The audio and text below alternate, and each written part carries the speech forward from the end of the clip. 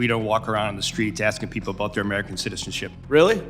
So all of those individual American citizens who have been randomly asked are lying. Do you know what other regimes in the 20th century required similar proof of citizenship? Yes, sir. What? So there's various nefarious regimes that did that. Is Nazi Germany one? Yes, but Is the Soviet Union one? I honestly, Sir, I'm asking the questions. Is the Soviet Union one? Yes, sir, but I totally, this is the wrong type of questioning you No, should be asking me. I'll tell you what the wrong type But of actually, thing sir, is. Sir, is it's the my Holocaust time. Museum is Reclaiming down my at 14th time, and sir. Independent. If you don't want to be called a fascist regime or secret police, then stop acting like one. Thank you, Mr. Chairman. Mr. Lyons, what guidance have you given to your agents about asking people walking on the streets of America to show proof of citizenship? Sir, as I stated earlier, the men and women of ICE, deportation officers, special agents, we conduct targeted intelligence-driven operation. We don't walk around on the streets asking people about their American citizenship. Really?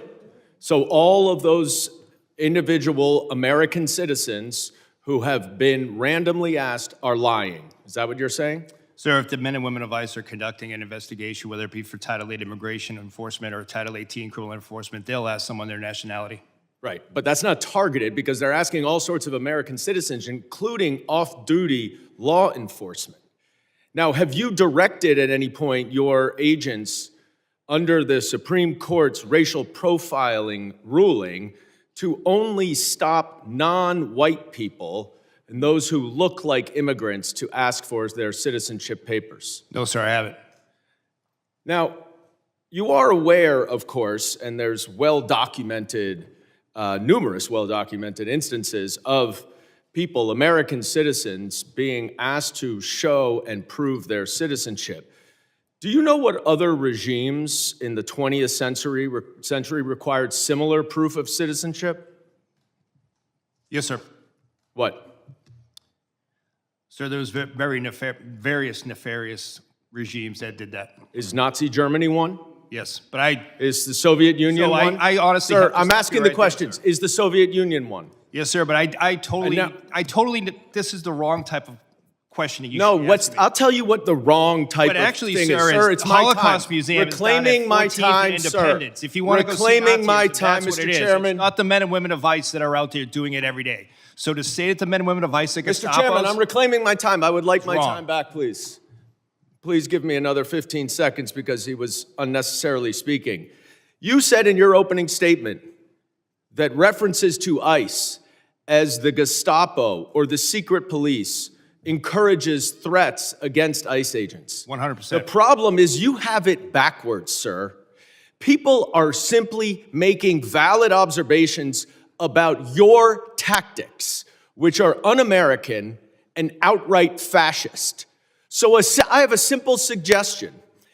If you don't want to be called a fascist regime or secret police, then stop acting like one.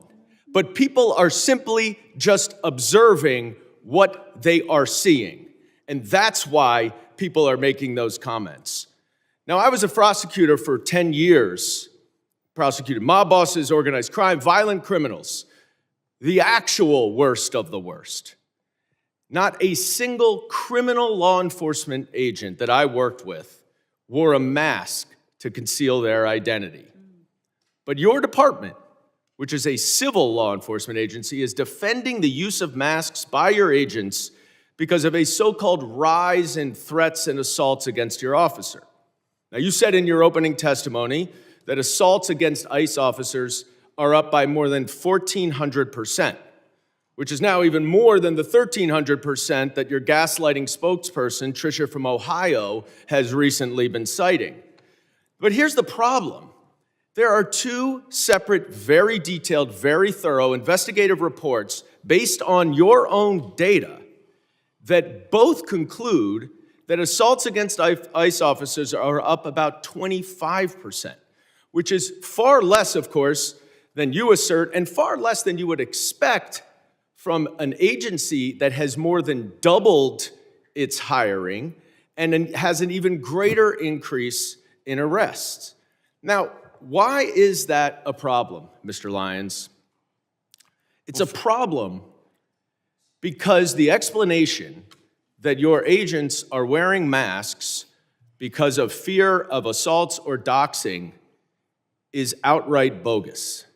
You and your untrained, unqualified, unvetted, unidentified agents are intentionally terrorizing our cities and communities all over this country to avoid accountability for their excessive force and their lawless actions. That is why you're wearing masks, so no one can hold you accountable, and you know that the FBI is not going to, because notwithstanding all of the investigations all of you say are going on, the Department of Justice and the FBI has stated they are not investigating those two murders. This is not the America that I know and love. This is not the America my immigrants came to.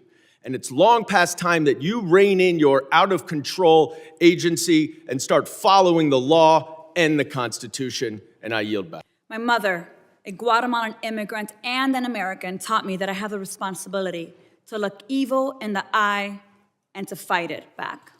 Mr. Lyons, Mr. Scott, Mr. Edlow, you have used your power to perpetrate great evil.